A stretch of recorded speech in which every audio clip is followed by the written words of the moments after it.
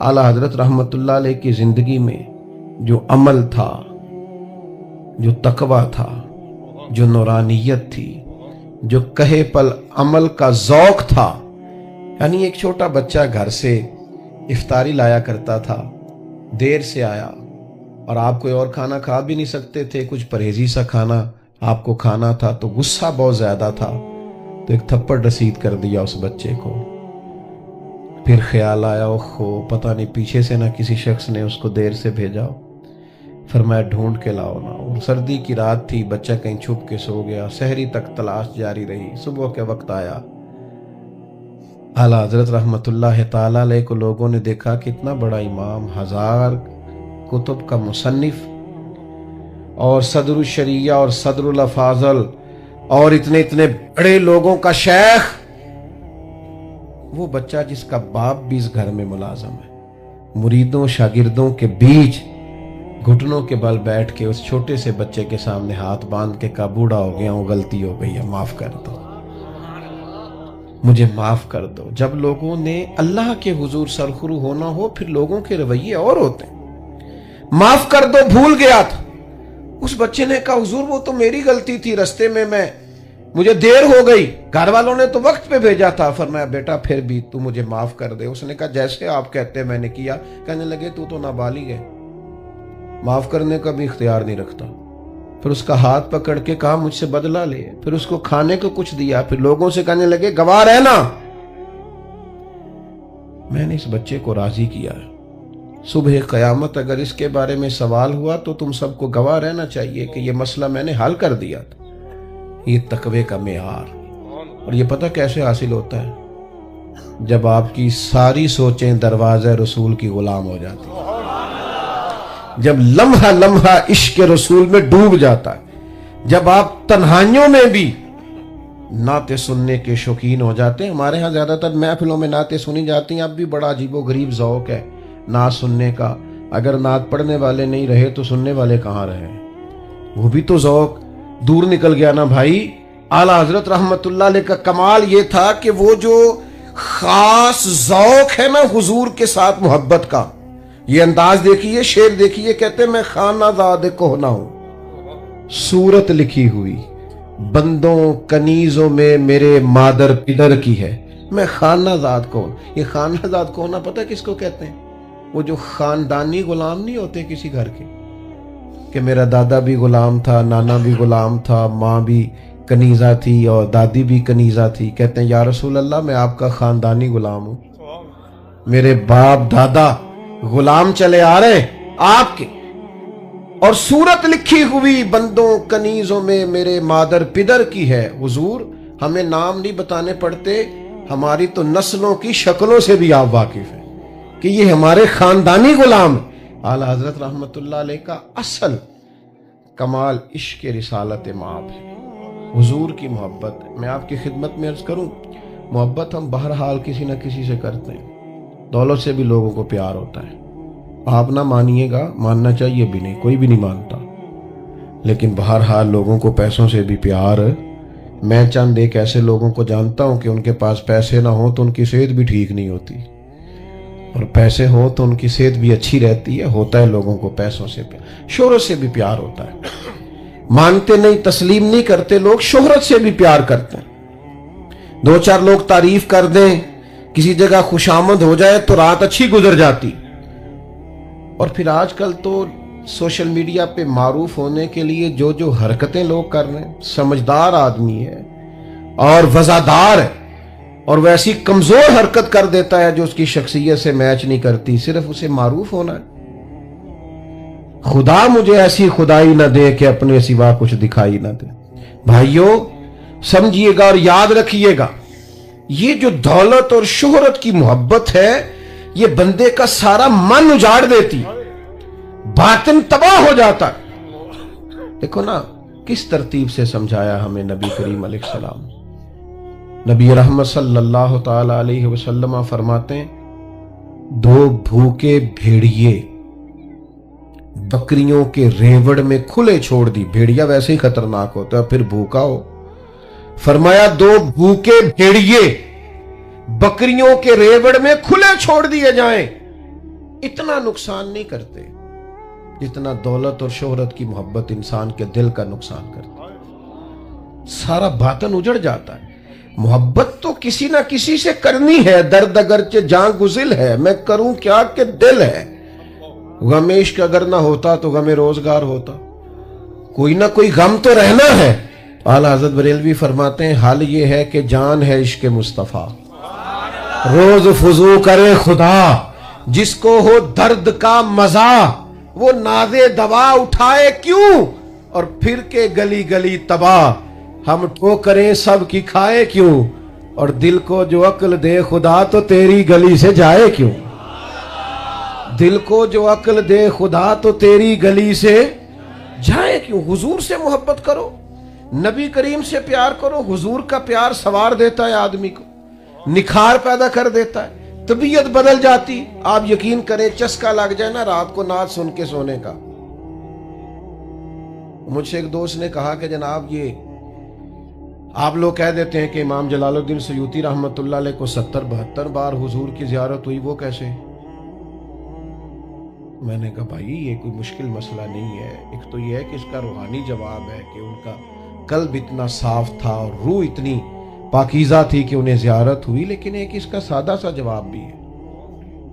جو سارا دن سائیکل چلائے خواب میں بھی رات کو سائیکل ہی چلاتا ہے نا، جو سارا دن سفر کرے تو خواب میں بھی رات کو، صحیح کہہ رہا ہوں میں، بلا مثال و بلا تشبیہ صرف سمجھانے کے لیے عرض کرتا ہوں، جو سارا دن مدینے والے کی حدیث پڑھے اور پڑھائے، جو سارا دن سیرت پاک کی بات کرے، الخصائص الکبریٰ میں جس طرح انہوں نے حضور کا حلیہ مبارک لکھا ہے، کس ذوق اور کس محبت سے سرکار کی بات کی ہے، تو جو سارا دن یہ کرے نا وہ رات کو مدینے والے کے جلوے بھی دیکھا کرتا ہے۔ یہ سمجھ لیں کہ محبت رسول کا عملی پیکر جب تک ہم نہیں بنتے، یہ دل کہیں نہ کہیں لگا رہے گا، کہیں نہ کہیں جڑا رہے گا۔ میں کچھ ایسے لوگوں کو جانتا ہوں جن کے پاس ہر خبر ہی مل جاتی ہے، چونکہ بیچارے سوشل میڈیا سے سر اٹھاتے ہی نہیں، ہمیں بڑی دیر کے بعد پتہ چلتا ہے بعض چیزوں کا، لیکن کچھ نوجوان ایسے ہیں جو جڑے رہتے ہیں، ہر خبر سب سے پہلے ان کے پاس ہوتی۔ تو میں ان کو کبھی کبھی مشورہ دیتا ہوں، میں کہتا ہوں اس وقت کو نہ چلو وعدہ کر لو، باقی وقت درود و سلام میں گزارا کرو، باقی ٹائم یہ ذوق پیدا کرو کہ مصطفیٰ جان رحمت پہ لاکھوں سلام، شمع بزم ہدایت پہ لاکھوں سلام۔ یہ ذوق آپ محبت رسول کا پیدا کریں، آپ کو سرور حاصل ہوگا، آپ کی زندگی میں کیف آئے گا۔ اور یہ اچھی طرح سمجھ لینا، میرے بچوں کو بڑی اچھی طرح پتا ہے کہ ہمارا والد پیسوں کے پیچھے بھاگتا ہے یا شہرت کے پیچھے بھاگتا ہے یا کبھی کبھی اکیلے میں حضور کی یاد میں بھی روتا ہے۔ دیکھو نا پتہ چل جاتا ہے، میرے دوستوں کو اچھی طرح پتا ہے جو میرے ساتھ ہوتے ہیں کہ کس معیار کا آدمی۔ کچھ باتیں ایسی ہوتی ہیں جو آپ کے کردار سے بھی پھوٹتی، عمل سے بھی پھوٹتی، کچھ ضیائیں ایسی ہوتی ہیں جو آپ کو بتانا نہیں پڑتا، وہ ویسے روشنی بانٹتی رہتی ہیں۔ ہمارے بزرگوں نے ہمیں عشق رسول کا درس دیا ہے، ہمارا سب سے بڑا اثاثہ حضور کی محبت ہے، اور نبی کریم صلی اللہ تعالی علیہ وسلم کی محبت انسان کو سوار دیتی ہے، نکھار دیتی، تبدیلی لے آتی۔ یہ ایک عجیب سا نشہ ہے جو انسان کو بہت ساری آزمائشوں سے ویسے ہی بچا۔ حضرت عثمان غنی رضی اللہ تعالیٰ عنہ وضو کیا ایک جگہ، اٹھ کے مسکرانے لگے۔ اب میں یہاں بلا وجہ ہنسنے لگوں تو آپ کہیں گے مولانا سمجھدار آدمی ہو، خیر ہے کیوں ہنس رہے ہو؟ بعد میں کوئی خاص آدمی پوچھ لے آپ اس وقت ہنس رہے تھے کیا ہوا تھا؟ حضرت عثمان غنی رضی اللہ تعالیٰ عنہ اتنے زیرک اور سمجھدار اور صاحب الرائے آدمی، بہترین تاجر، معاملہ فہم، زبردست مشورہ دینے والے، لاکھوں مربع میل پہ حکومت کرنے والے، شرم و حیا کے پیکر، اتنا بڑے قد کاٹ کا آدمی وضو کیا، مسکرا رہے ہیں۔ لوگوں نے کہا جناب خیر ہے کیوں مسکرا رہے ہیں؟ فرمانے لگے پتہ نہیں۔ اب یہ جب پتہ نہیں پہ اور پریشانی ہوئی، حضرت پتہ نہیں کیا مطلب؟ فرمانے لگے مجھے نہیں پتا کیوں مسکرا رہا ہوں، ایک دفعہ حضور کے ساتھ یہاں آیا تھا، کریم نے یہاں وضو فرمایا تھا اور حضور بھی مسکرائے تھے، میں تو فرض محبت ادا کر رہا ہوں، یہ کسی کی ادا ہے ادا کر رہا ہوں۔ آج کل نا لوگوں کو شکوک پیدا ہوتے ہیں، معاذ اللہ معاذ اللہ ثم معاذ اللہ نقل کفر کفر نہ باشد، کہیں الحاد ہے، کہیں بے دینی ہے، کہیں برے برے خیالات۔ یہ بعض لوگ نا اعتراض کرتے تھے کہ یہ جو صوفیزم ہے نا، یہ نشے کے ٹیکے لگاتے ہیں، مست رکھتے ہیں لوگوں کو۔ آج میں کبھی کبھی سوچتا ہوں کہ تھا تو تمہارا اعتراض، لیکن وہ تمغہ نہیں بن گیا۔ لوگ محبت رسول میں ایسے مست ہوئے کہ کسی بے دین کی بات سننے کو تیار ہی نہیں ہوتے، ادھر ادھر ان کی توجہ ہی نہیں جاتی۔ تو یہ اثاثہ ہے ہمارے بزرگوں کا، اس اثاثے کا ہمیں خیال کرنا چاہیے۔ ہمیں محبت رسول صلی اللہ تعالی علیہ وسلم میں وابستہ رہنا چاہیے۔ بات کو ختم کر رہا ہوں، بغیر نعت سنے کبھی نہ سویا کریں، حضور کی سیرت پاک پر توجہ رکھا کریں۔ جس خطیب کی، جس ادیب کی، جس شاعر کی، جس واعظ کی، جس مبلغ کی بات سن کے دل میں حضور کی محبت پیدا ہو، اس کی بات بار بار سنا کریں، بار بار سنا کریں، بار بار۔ اور جس کی بات آپ کے دل میں شک پیدا کرے، وہم پیدا کرے، خدارا ایسے لوگوں سے اپنے آپ کو بچا لیا کریں، ورنہ آپ ایسے فکری انتشار کا شکار ہوں گے کہ آپ کو خود نہیں پتہ چلے گا کہ یہ بات کہاں نکل گئی۔ اور پھر یہ آستانہ جہاں آپ موجود ہیں، یہاں سے تو ہمیشہ خوبصورتیاں بٹتی ہیں۔ اتنی بڑی خیر مکان شریف سے چلی اور پھر یہاں سے بٹی اور دنیا نے اس سے فیض پایا۔ حضرت میاں صاحب خوبصورت گفتگو کرتے ہیں، حضرت پروفیسر ڈاکٹر میاں صغیر احمد صاحب بڑی خوبصورت گفتگو کرتے ہیں، پڑھے لکھے قد کاٹھ والے لوگ۔ صاحبزادہ صاحب ماشاءاللہ سے آستانے کو دیکھتے ہیں۔ او بھائیو، اپنی سوچوں کو مثبت کر کے، اپنے رویوں کو ٹھنڈا کر کے اور سیکھنے کا مزاج پیدا کر کے خیر والے لوگوں سے خیر پائیں۔ آپ یقین کریں، کسی بندے میں طلب ہو نہ سیکھنے کی، اس کا مزاج ہو، طبیعت تنقید کی نہ ہو، تو اللہ تعالیٰ اس کے لیے اسباب بھی فراہم کر دیتا ہے۔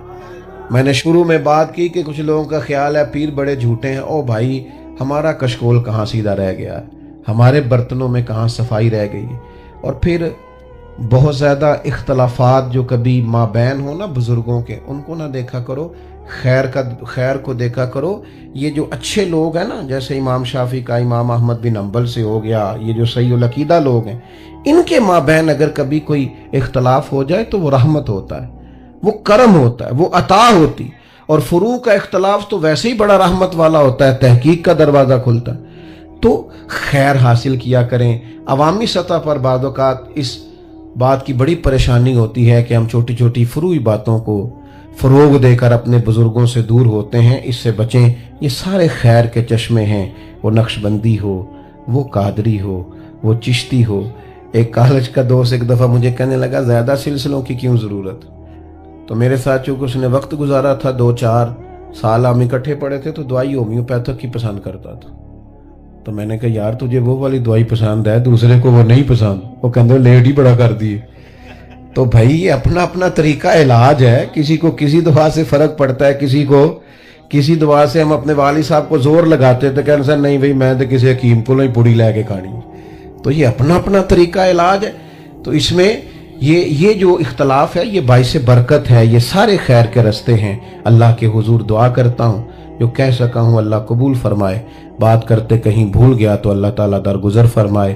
محفل جاری رہے گی، محفلیں سرکار کی ہیں، لوگ آتے بھی ہیں جاتے بھی ہیں، ہمیں نظریاتی ہونا چاہیے، تو بیٹھنا چاہیے، سب جم کے بیٹھیں۔ ہمارے لیے بھی کوئی نہ اٹھے تو زیادہ اچھا لگے گا، اس لیے کہ اتنی خوبصورت محفل جمی ہوئی ہے، یہ اپنی ترتیب سے آگے بڑھے گی تو خوبصورتی پھیلے گی۔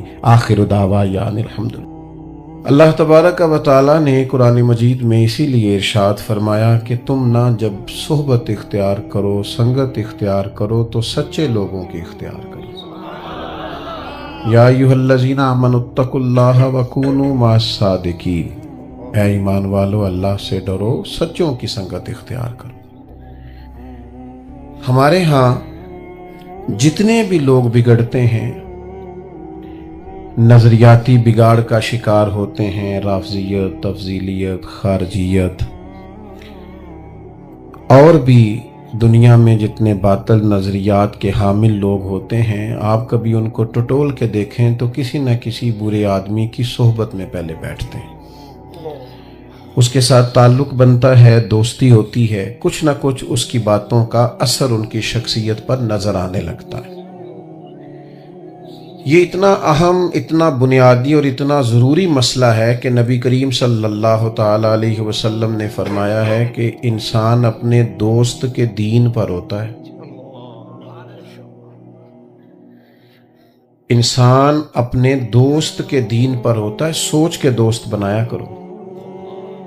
امام غزالی رحمۃ اللہ علیہ ایک مقام پہ فرماتے ہیں کہ ہماری اولادیں، ہمارے بچے بغیر دوستوں کے نہیں رہ سکتے۔ کہیں نہ کہیں انہوں نے اٹھنا بیٹھنا ہے، کہیں نہ کہیں دکھ سکھ کے لیے انہوں نے تعلق بنانا ہے۔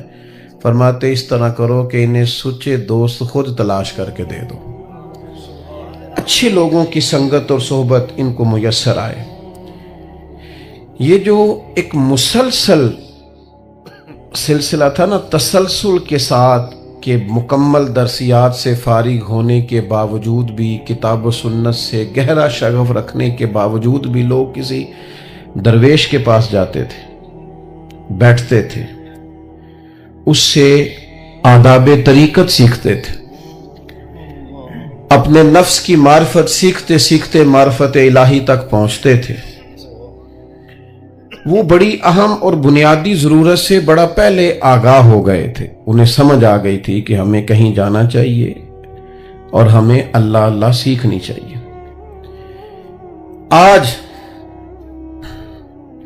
بہت سارے لوگ تو یہ کہتے ہیں کہ پیر بڑے جعلی ہیں، تو میں کبھی کبھی کہہ دیا کرتا ہوں کہ مرید بھی کافی سارے جعلی ہیں۔ آپ نے ناراض نہیں ہونا، مرید بھی کافی سارے۔ دیکھو نا، سالوں پہلے حضرت سلطان صاحب رحمت اللہ علیہ نے شکوہ کیا ہے، کہتے ہیں رب دا طالب کوئی نہیں ملیا، کہتے جو ملیا ہے طالب زردہ ہو، کہ تو دعا کرانے آئے ہیں گلے میں برکت ہو جائے، پیسے چار آ جائیں، رب دا طالب کوئی نہیں ملے الا ماشاء۔ وہ بھی کہاں اللہ اللہ سیکھنے جاتے ہیں، کہاں وہ تربیت پاتے ہیں، کہاں خالی کشکول لے کے جاتے ہیں۔ تو رب کریم کے بندوں کی صحبت، اللہ تعالیٰ کے بندوں کی باتیں، اللہ کے لشکروں میں سے لشکر، یہ کیفیات بدلتی ہیں، سرور پیدا کرتی ہیں۔ چلیں آپ سمجھ لیں کہ آج کے دور میں اس پائے کے، اس لیول کے، اس معیار کے ہمیں بزرگ نظر نہیں آتے، پر ان کی تعلیمات تو زندہ و جاوید ہیں کہ نہیں؟ ان کے نظریات تو زندہ و جاوید ہیں کہ نہیں؟ ان کے اقوال، ارشادات ہمیں کتب میں لکھے ہوئے تو نظر آتے ہیں کہ نہیں؟ حضرت مجدد الفسانی رحمت اللہ علیہ کے مکتوبات شریف کو کبھی آپ پڑھیں نا، کبھی مکتوبات شریف کا مطالعہ کریں تو آپ کو ایسے لگتا ہے کہ حضرت مجدد صاحب مجھے سمجھا رہے ہیں، میرے ساتھ بات کر رہے ہیں، اور جس فکری اور عملی کمزوری کا آپ اظہار کر رہے ہیں وہ شاید میرے اندر پائی جاتی۔ آپ اسی تسلسل سے تمام صوفیاء کو پڑھتے جائیں، حضرت غوث اعظم رضی اللہ تعالیٰ عنہ کی کتب کا مطالعہ کریں، آپ کو احساس ہوگا کہ ایک ایک پیرے کے اندر، ایک ایک جملے کے اندر کتنے کتنے گہرے مفاہیم پنہا ہیں۔ اور پھر جس ہستی کا ذکر آج ہم کرنے جا رہے ہیں، اعلیٰ حضرت فاضل بریلوی، کچھ لوگ نا بیچارے ساری زندگی فیصلہ ہی نہیں کر پاتے کہ ہم کیا ہیں۔ وہ کچھ سال کچھ رہتے ہیں، پھر اس کے بعد کچھ اور ہو جاتے ہیں، کچھ سالوں باتیں اور کرتے ہیں، اور پھر کچھ عرصے کے بعد باتیں اور کرتے ہیں۔ اعلیٰ حضرت بریلوی رحمت اللہ تعالیٰ علیہ کو اللہ تبارک و تعالیٰ نے عقیدے کے معاملے میں انشراح صدر عطا فرمایا تھا۔ یہ جو نظریہ پختہ جن لوگوں کا ہوتا ہے نا، عمل بھی انہی کا پختہ ہوتا ہے۔ جن کا نظریہ ساری زندگی پختہ نہیں نہ ہوتا، طے ہی نہیں کر پاتے بیچارے ساری زندگی کہ ہم کیا ہیں، تو وہ عمل کیا کریں گے؟ اعلیٰ حضرت رحمت اللہ تعالیٰ علیہ نے نظریاتی پختگی دکھائی ہے۔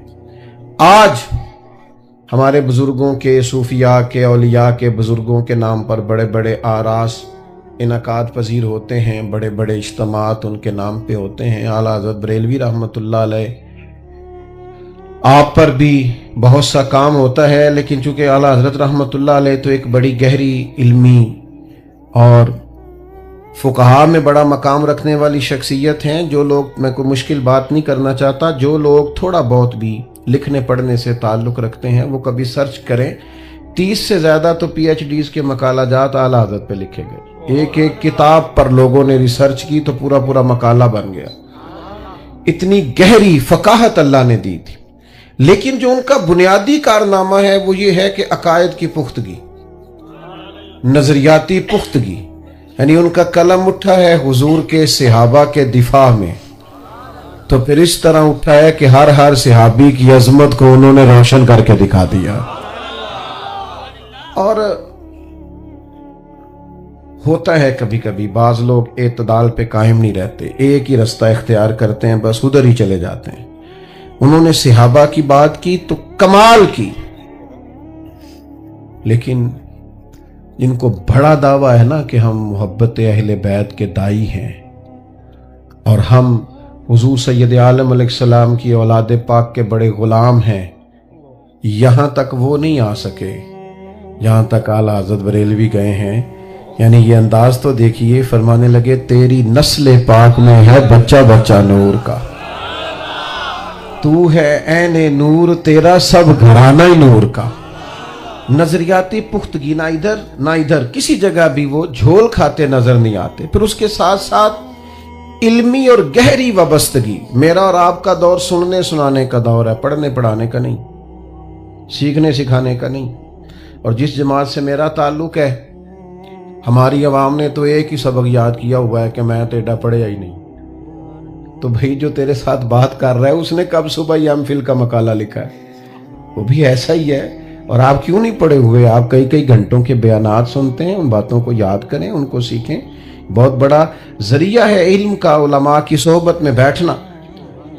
تو یاد رکھیے گا کہ علم سے دلچسپی پیدا کرنا، سیکھنا.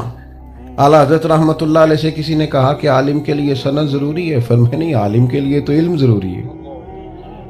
اس کے پاس تو علم ہونا چاہیے. اسناد تو بعض اوقات مل ہی جاتی ہیں. تو بھائی اعلیٰ حضرت رحمت اللہ تعالی علیہ بہت بڑے درجے کے عالم تھے، اور اس معیار کے عالم تھے کہ جو امدادی علوم ہوتے ہیں نا، کسی چیز کو سمجھنے کے لیے امدادی کتب ہوتی ہیں ضرورت کے لیے. آپ کبھی سرچ کریں تو میری طرح جن لوگوں نے کالجز میں وقت گزارا ہے، بڑا مشکل کام ہے ریاضی کو حل کرنا. میں تو کبھی کبھی اپنے ابا جی کے سامنے بیٹھتا تھا نا، تو وہ مطلب ان پڑھ ہو کے بعض ایسے سوالات پوچھتے تھے کہ وہ کیلکولیٹر دیر میں چلتا تھا، اور وہ پہلے ساری بیسیاں اور سارے سو اور سارے انسے نکال کے سامنے رکھ دیتے تھے. لوگوں نے ضرورت کے لیے سیکھا ہوتا تھا، اس لیے کہ حساب کتاب کرنا ہوتا تھا روزمرہ کے معاملات میں. تو علی گڑھ یونیورسٹی میں ریاضی کے ایک بڑے زبردست پروفیسر تھے. آپ جو لوگ، ظاہر ہے کہ جو لوگ اداروں سے وابستہ ہیں وہ اچھی طرح سمجھتے ہوں گے کہ جس علم سے بھی لوگ وابستہ ہوتے ہیں وہ بیچارے اس میں کئی دفعہ الجھ جاتے ہیں. ہمارے مدارس کی زبان میں بھی کہتے ہیں کہ جو استاد رات کو اسباق تیار نہ کرے وہ صبح پڑھا نہیں سکتا. اور اگر پھر وہ میری طرح کا ہو ہی نہ پڑھانے والا تو پھر تو وہ کہتا ہے تسی ساری رات موبائل چلاندے رہے ہو، میں تو کی پڑھانا ہے. پھر تو ویسے ہی وہ اجازت لے کے رخصت ہو جاتا ہے، اللہ ماشاءاللہ. تو کچھ امدادی چیزیں بھی سیکھنی پڑتی ہیں. تو وہ بڑے زبردست ٹیچر تھے ریاضی کے اور بڑی گہرائی رکھتے تھے. بعض لوگ نا اپنے مشن سے بڑے وابستہ ہوتے ہیں، بات کی سمجھ نہ آئے تو سینئر سے رابطہ کرتے ہیں، کتابیں دیکھتے ہیں، غور کرتے ہیں، جان نہیں چھڑاتے، اترتے ہیں گہرائی میں. تو بڑے زبردست ان کا ذوق تھا ریاضی کے حوالے سے. تو ایک مسئلہ حل نہیں ہو رہا تھا تو پوری علی گڑھ یونیورسٹی میں شور ہو گیا کہ سر کا ریاضی کا مسئلہ نہیں حل ہو رہا. تو آپ کے کلیگ تھے یونیورسٹی میں پروفیسر صاحب کے جو اعلیٰ حضرت بریلوی کے شاگرد بھی تھے اور خلیفہ بھی تھے، سید سلیمان اشرف بہاری. انہوں نے پروفیسر صاحب سے کہا کہ ایک دفعہ میرے ساتھ بریلی شریف بھی چلیں، اعلیٰ حضرت سے پوچھ لیتے ہیں، شاید مسئلہ حل ہو جائے. تو مولوی کو لوگ پڑھا لکھا ماننے کو تیار نہیں ہوتے. یہ بڑی مصیبت ہے. کہتے ہیں مولانا آپ کی تعلیم کتنی؟ کہتے ہیں میں نے درس نظامی پڑھا. کہتے ہیں وہ تو ٹھیک ہے، تعلیم کی نہیں. آپ کے خیال میں تعلیم وہی ہے جس نے 3 سیپلیوں میں میٹرک پاس کی ہے اور ایک جگہ سٹار بھی لگا ہوا ہے بیچارے کا؟ وہی تعلیم ہے. وہ کہہ رہا ہے ہمارے ایک استاد صاحب تھے، انہوں نے کہا یہ عالم درس نظامی پڑھے ہوئے ہیں، ان کو آپ جمعہ پڑھانے کے لیے رکھ لے. کہنے لگے ان کو بھیجیں، ہم ان کا ٹیسٹ لیں گے. تو کہنے لگے یہ درس نظامی کا فاضل ہے، ٹیسٹ تو کچھ شیخ الحدیث ہی لے سکتا ہے نا، آپ کیسے لیں گے؟ تو یہ سطحی سوچیں بعض اوقات بعض لوگوں کی ہو جاتی.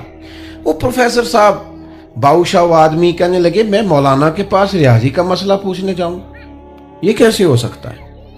لیکن اب چونکہ وہ دوست ہیں تو بعض لوگ منہ پہ کچھ کہہ نہیں سکتے, زیادہ جرت مند نہیں ہوتے. کہنے لگے میں نے دل رکھا, میں نے کہا کسی وقت چلیں گے. انہوں نے مجبور کیا تو ایک دن چلا ہی گیا. سادے سے موٹے بان کی چارپائی پہ کتاب و سنت کا اتنا بڑا عالم ایک تکیہ لگائے بیٹھا ہے. ہم گئے تو مسکراہٹ نے استقبال کیا, خوبصورت چائے کی پیالی بھی آئی. تو کہنے لگے ان کے شاگرد سید سلیمان اشرف کے حضرت ان کا ایک مسئلہ ہے, ذرا دیکھیے گا. تو فاضل بریلوی نے ان کا مسئلہ دیکھا, کاغذ قلم منگایا, چند لائنیں لگائیں. بڑے لوگ دعوے نہیں کرتے, وہ نہیں بولتے, ان کا کام بولتا ہے. شیخ نے وہ ان کی تھما کے نا آگے کر کے کہا ذرا دیکھنا بھلا. اللہ اکبر.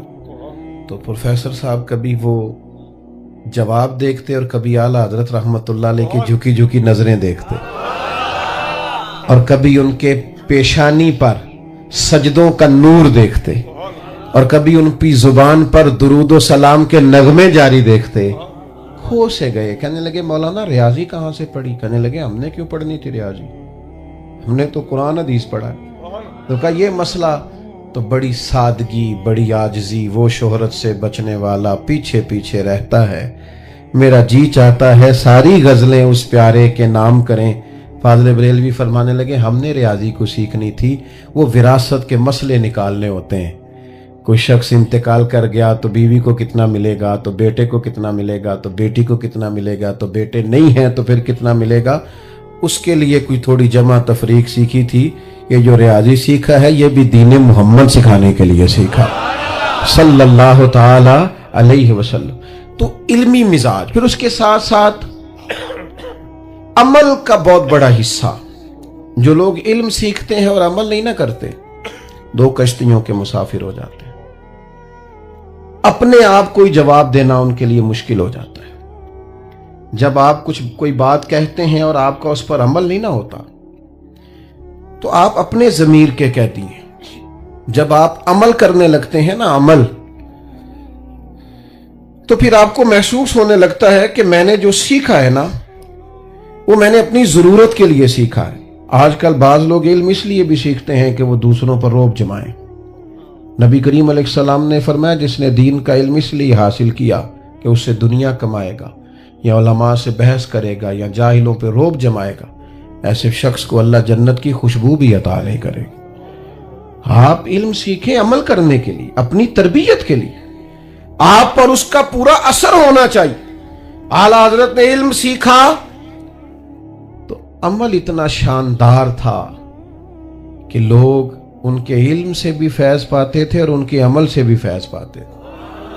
کردار کی جو خوشبو ہوتی ہے وہ سالوں تک رہتی ہے. آپ کی تقریروں سے وقتی طور پر لوگ استفادہ کر سکتے ہیں, لیکن جب وہ آپ کے قریب ہوتے ہیں پھر وہ سب کچھ جو آپ نے کہا ہے وہ عملی صورت میں دیکھنا چاہتے ہیں. تو بعض اوقات اس کا نتیجہ خوفناک نکلتا ہے کہ لوگوں کو عمل میں وہ چیز نظر نہیں آتی جو تقریر میں ہوتی ہے. تو پھر وہ جب بدگمان ہوتے ہیں تو پھر خوفناک حد تک پیچھے ہٹ. انسانی طبیعت کا ایک تقاضا یہ ہوتا ہے کہ کوئی چیز بھی جب نئی نئی اسے میسر آتی ہے تو اس چیز کے ساتھ انسان کی دلچسپی اور وابستگی اور طرح کی ہوتی ہے. لیکن جیسے جیسے وقت گزرتا جاتا ہے اور وہ چیز پرانی ہوتی جاتی ہے, انسان کی دلچسپیاں کمزور پڑتی جاتی ہیں. فطرت کچھ اس طرح کی ہے کہ پھر جس چیز کے حصول کے لیے انسان نے بڑی جدوجہد کی ہوتی ہے, بڑی کوشش کی ہوتی ہے, اور وہ بڑا بے چین اور بے قرار ہوتا ہے کہ یہ چیز مجھے میسر آ جائے, جب وہی مقصود اسے حاصل ہو جاتا ہے تو حصول کے بعد پھر اس کی کیفیات اور اس کے جذبات اس طرح کے نہیں رہتے. نبی اکرم صلی اللہ تعالی علیہ وسلم نے انسان کی اس فطرت کو بیان فرمایا ہے۔ حضور علیہ السلام نے فرمایا کہ قرآن مجید کبھی پرانا نہیں ہوگا۔ حضرت مولا علی شیر خدا رضی اللہ تعالیٰ عنہ اس کے راوی۔ قرآن مجید ایک ایسا سدا بہار شجر ہے کہ جس سے جب بھی پھل کھانا چاہیں تازہ پھل ملتا ہے۔ آپ نے کئی دفعہ قرآن مجید کا مطالعہ کیا ہو، کئی دفعہ تفاسیر پڑھی ہو، لیکن اب دوبارہ پڑھتے ہیں نا تو اسی آیت سے ایک اور معنی سمجھ میں آتا ہے، وہیں سے ایک نیا اور مفہوم انسان کو اخذ کرنے کو ملتا ہے، ایک نئی تازگی اس کو میسر آتی۔ تو یاد رکھیے گا کہ چیزیں انسان کی طبیعت میں پرانی ہو جاتی ہیں، ان کی اہمیت اس طرح کی نہیں رہتی۔ اب اسلام ہمیں یہ سبق دیتا ہے، کتاب و سنت نے ایک باب ہمارے لیے یہ بھی بیان کیا ہے کہ ہم اپنی زندگی میں استقامت اختیار کریں۔ ایسا نہ ہو کہ بڑی جلدی کسی چیز کے حصول کے لیے جد و جہد کریں اور پھر بڑی جلدی اسی چیز سے معاذ اللہ اکتا جائیں۔ بالخصوص جو خیر کے کام ہیں، نیکی کے کام ہیں، ان میں استقامت اختیار کریں۔ میں نے دیکھا ہے کہ جب تک کوئی شخص حافظ نہیں ہے، مدرسہ میں، ادارے میں، دینی درسگاہ میں داخل نہیں ہے، تو قرآن مجید کہ احترام کا اس کا انداز بڑا نرالا ہے، وہ غلاف میں رکھتا ہے، کئی دفعہ چومتا ہے، لیکن جب ہر وقت قرآن پاک اس کے ہاتھ میں رہنے لگتا ہے نا، پھر اس کی وہ کیفیات نہیں رہتی جو کہ ہر وقت جو اس کے پاس۔ اب حکم کیا ہے کہ ہم اگر کوئی نیکی کا کام کریں، کوئی ادب شروع کریں تو اس پہ استقامت اختیار کریں۔ جب تک آپ کسی چیز پر استقامت اختیار نہیں کرتے، بڑی جلدی اس چیز کو چھوڑ دیتے ہیں یا بڑی جلدی رستہ بدل جاتے ہیں تو کوئی معنی نہیں رہتا۔ استقامت ہی کا مفہوم صوفیہ کے ہاں وفا کرنا ہے، یہی مفہوم نبھا دینے کا ہے، یہی مفہوم تعلق کو پروان چڑھانے اور آخر تک لے کر کے جانے کا ہے، لیکن تھوڑی سی ٹھہراؤ ہو طبیعت میں، استقامت ہو۔ اللہ تعالیٰ انسان کی مدد کے لیے فرشتوں کا نزول فرماتا ہے، لیکن وہاں بھی شرط یہ رکھی ہے کہ پہلے بندہ ڈٹے گا تو پھر فرشتے آئیں گے۔ ایسا نہیں ہوگا کہ پہلے فرشتے آئیں گے تو پھر تو ڈٹے گا، بلکہ ان الذین قالوا ربنا اللہ ثم استقاموا، جن لوگوں نے کہا کہ اللہ ہمارا رب ہے پھر وہ اس پہ ڈٹ گئے، تتنزل علیہم الملائکہ، ان کی مدد کے لیے اللہ فرشتوں کا نزول فرماتا ہے۔ تو اپنی طبیعت کے اندر مزاج میں استقامت۔ سیدہ عائشہ صدیقہ رضی اللہ تعالیٰ عنہ بیان فرماتی ہیں کہ نبی کریم علیہ السلام نے فرمایا، اللہ تعالیٰ کو وہ عمل زیادہ محبوب ہے، اللہ کو وہ عمل زیادہ پسند ہے جو اگرچہ تھوڑا کیا جائے پر روز کیا جائے، روز کیا جائے، اگرچہ مقدار کے لحاظ سے وہ تھوڑا ہو۔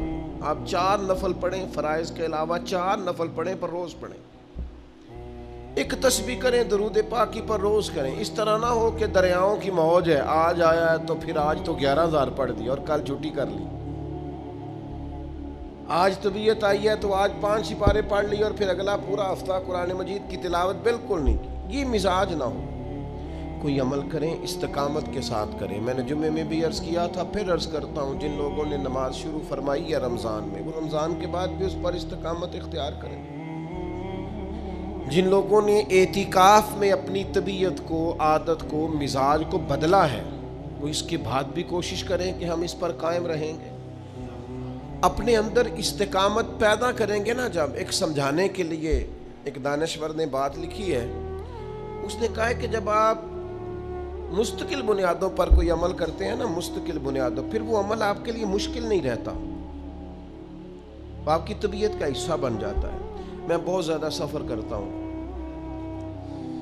تو اب میں یوں نکلا ہوا ہوں، میں سکھر ہوں، پھر رحیم یار خان ہوں، پھر دور دراز علاقے میں، تو جب میں یہ لاہور آ جاتا ہوں تو مجھے لگتا ہے گھر آ گیا ہے۔ وہ میں نے جناب وہ نکلے ہوئے تھے ہم مظفر آباد اور وہاں سے مانسہرہ اور سارا گھومتے گھومتے، اب یہ گجرات اور लाला मूसा जब आता है तो महसूस होता है कि घर सफ़र ही बड़ा करते हैं। अच्छा, अब कई दफ़ा ना मसलन कोई दोस्त कहता है ना मुल्तान जाना है, तो मुल्तान दूर ही नहीं लगता, प्रैक्टिस हो गई है, दूर नहीं लगता। अब कोई आके हम पे रोब डालता है ना किसी वक्त कि मैं जी फैसलाबाद से मिलने आया हूँ, तो हमें यूँ लगता है साथ वाली गली से आया है।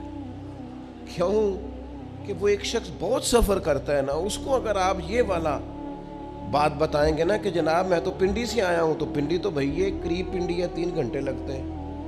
आप उस शख्स को कह रहे हैं जो मुसलसल 12-12 घंटे गाड़ी में बैठा रहता है। मेरी बात की समझ आ रही? मुस्तकिल जब आप कोई काम करते हैं तो वो आपकी तबीयत के साथ मुंसलिक हो जाता है। एक दानिश्वर थे मरहूम खुर्शीद अहमद गिलानी साहब, तो उनसे किसी ने कहा मुतालिया कैसे किया आपने, तो बड़ा पढ़ा है। उन्होंने एक दावा किया था, उन्होंने दावा किया था कि मैंने ज़िंदगी में इतनी रोटियां नहीं खाई जितनी किताबें पढ़ी हैं। रोटी तो बड़ी खाता है बंदा, अब इतनी किताबें, लेकिन उन्होंने दावा किया है। और बंदे ठीक थे, दानिश्वर थे, सैयद थे, फाजिल आलिम थे। वो कहते थे रोटियां कम खाई हैं, किताबें ज़्यादा पढ़ी। तो किसी ने कहा मुतालिया कैसे किया आपने, कोई तरीका तो होगा। तो फरमाते थे कि मेरा मुताला का तरीका ये था कि मेरी अम्मा जब मुझे हल्दी लेने भेजती थी ना, तो पुड़िया में मैं हल्दी लाता था। दुकान पुराने ज़माने में, अब तो मेरा ख्याल है वो भी पैकिंग में आती है, तो पुड़िया में हल्दी डाल देते थे या मिर्चें डाल देते थे या कोई और चीज़ ऐसी। तो फरमाते वो घर में डिबिया रखी हुई थी, मैं वो डिबिया में ला के हल्दी डाल देता था और फिर उसको झाड़ के ना, तो उस पर क्या लिखा है वो भी मैं पढ़ा करता था। उधारी किताब लेके भी मैं पढ़ा करता था। जलेबियाँ ख़रीदता था ना, जलेबियाँ तो अखबार पे रख के वो जलेबियाँ देते थे, तो जलेबियाँ खा लेता था, फिर अखबार को धोता था, उसको भी पढ़ता था कि इसमें क्या लिखा है। मैंने इस तरह मुताला का अब मेरे लिए किताब पढ़ना मुश्किल है कि मैं बहुत सारे तालिब इल्मों को जानता हूँ, मुझे पता है उनका कि वो 20 मिनट नहीं किताब पढ़ सकते, सवाल ही नहीं पैदा होता। माँ बदौलत हालांकि जुम्मा शुम्मा भी पढ़ाएंगे, सारे काम ही करेंगे, पर ये आप इतना बोझ तो ना पढ़े भी बंदा, इतनी पहाड़ बात तो आप ना बताएं, वो नहीं पढ़ पाते। लेकिन मैं छोटा सा आदमी हूँ, 500-550 सफ़ा तो मुझे भी याद है कि यूँ किताब लेके बैठे और 550 ख़त्म हुआ तो फिर ही उठे। क्योंकि काम ही जब आपको ये है और आपका दिल लग गया है किसी चीज़ के साथ और आपकी तबीयत लग गई है। इतने पैसे नहीं होते थे, किताब कई दफ़ा उधार लेते थे, वापस करनी होती थी, तो फिर कोशिश करते थे सारी पढ़ दें। तो इसलिए मेरे अजीज़, इस्तकामत से जब आप अमल करते हैं फिर अमल आप पर बोझ मुश्किल नहीं होता। वो बात बीच में रह गई। एक दानिश्वर ने लिखा है कि मैंने एक शख्स को देखा, उसने बैल उठाया हुआ था कंधे पे, बहुत बड़ा बैल, गाय पूरी कंधों पे उठाई। तो कहते लोग बड़ी दाद दे रहे थे कि यार गाय बंदे ने कंधे पे उठा लिया, कमाल बात। तो मैंने उससे जाके कहा कि यार लोग बड़े हैरान हैं, तो तेरे अंदर बड़ी ताकत है। उसने कहा ये ताकत नहीं, ये मेरी मुस्तकिल मिजाजी है। उसने कहा किस तरह? कहने लगा जिस दिन ये गाय मेरे घर में ये बछड़ा पैदा हुआ था ना, हमारी गाय ने ये बच्चा दिया था, उस दिन से लेकर मैं कंधों पे इसको उठा के 1 किलोमीटर रोज चलता हूँ। तो अब ये जो है ना गाय, ये जो मैं उठाता हूँ, तो ये मैं ताकत की वजह से नहीं, वो जो मेरी प्रैक्टिस हो गई है ना रोज उठाने की, ये ताकत की, अगर ताकत से उठाना होता तो शायद मैं उठा। मेरी बात की समझ आ रही है आपको? अल्लाह करे मैं आपके ज़हन तक बात उतार सकूं। आप कुरान पाक रोज़ पढ़ें, आप यकीन करें कि मज़ा आएगा, मुश्किल लगेगी कोई नहीं। आप सजदे का ज़ौक़ तो बनाएं, सजदे का ज़ौक़ तो बनाएं। आपका तो ऐसे दिल लग जाएगा कि जब तक 12 नफल रात के होंगे नहीं, नींद आएगी नहीं इंशाअल्लाह, ये तबीयत बन जाएगी। लेकिन हम पता क्या करते हैं, हमने खैर वाली चीज़ों पर मुस्तकिल मिजाजी इख्तियार नहीं की। मेरे तकिए के नीचे आज भी किताब होती है, मैं कुछ 4 सफ़े पढ़ूँ ना तो सो नहीं सकता, आदत हो गई। एक आध किताब, और मेरी किताबें आप देखेंगे तो उनकी हालत भी गड़बड़ है, इसलिए कि उसको पढ़ा है, फिर उसके नीचे तबसरा भी लिखा है कि साहब अगर कोई आम मुसन्निफ़ है तो राय का इख्तलाफ भी किया है कि आप ये दुरुस्त नहीं कह रहे, इसके तो और भी दलाइल मुखालिफ भी हैं, तो उसको पढ़ें और पिएं उसको। تاکہ وہ تو اپنی زندگی میں استقامت اختیار کریں۔ ہمارے بچوں کا، نوجوان نسل کا سب سے بڑا مسئلہ یہ ہے کہ مستقل مزاج نہیں۔ 6 مہینے ایک کاروبار کرتے ہیں، کہتے ہیں انہیں نہیں چلنا، لہذا نواں کرو۔